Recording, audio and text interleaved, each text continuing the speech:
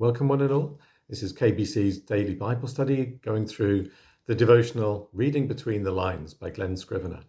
Today we're in John chapter 8 and the title is He That Is Without Sin. And it is, of course, the story about Jesus and the woman sort of caught in adultery.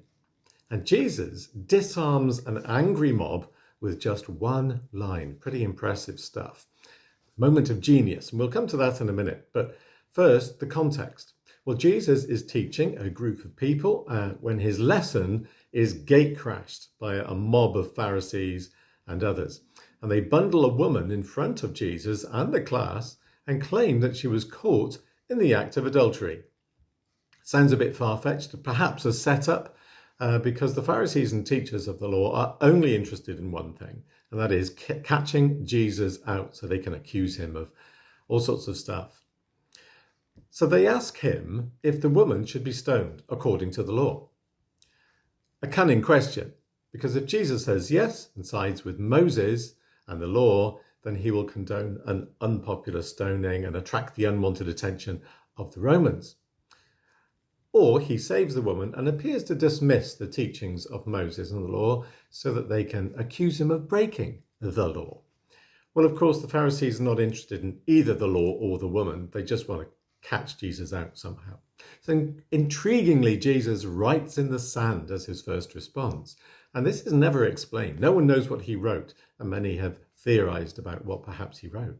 And I have my theory, and it is only a theory, but I think that Jesus is teaching a class, and writing in the sand was a way of using a kind of ready-made blackboard, if you like. Jesus and others would do that. But Jesus often uses incidental examples from real life as an opportunity for teaching. And I think he wrote something like, everybody has sinned and fallen short of the glory of God, as Paul famously wrote in Romans later on. Because what he says next is the kind of punchline to that teaching. Let anyone who is without sin be the first to throw the first stone. And as the result, those who heard began to walk away. And it says in the text, the older ones first, with only Jesus and the woman left.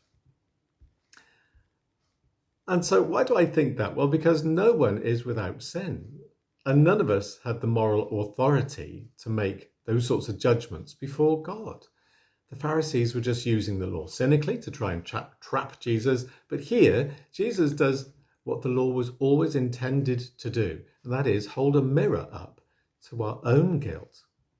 You see, we cannot follow the perfect law of God, and he makes us look within, doesn't he? And the only way we can be righteous before God is to receive his forgiveness and his atonement for our sin. You see, our position is the same as the woman's. We all face judgment of the law, and Jesus has intercepted that judgment, and instead of dishing it out, he himself absorbs it. Glenn Scrivener says some interesting things. He points out that the chapter begins with Jesus stopping a stoning and ends with him facing one.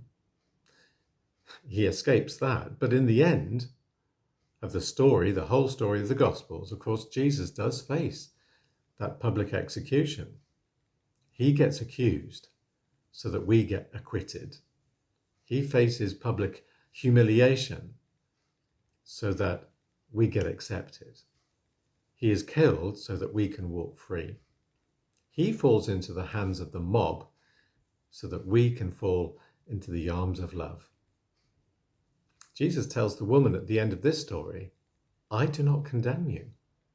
You are free to go. Sin no more. And if we put our faith in Jesus, he says the same thing to us. And that's the message of this vlog today. Well, thank you for listening. God bless and bye for now.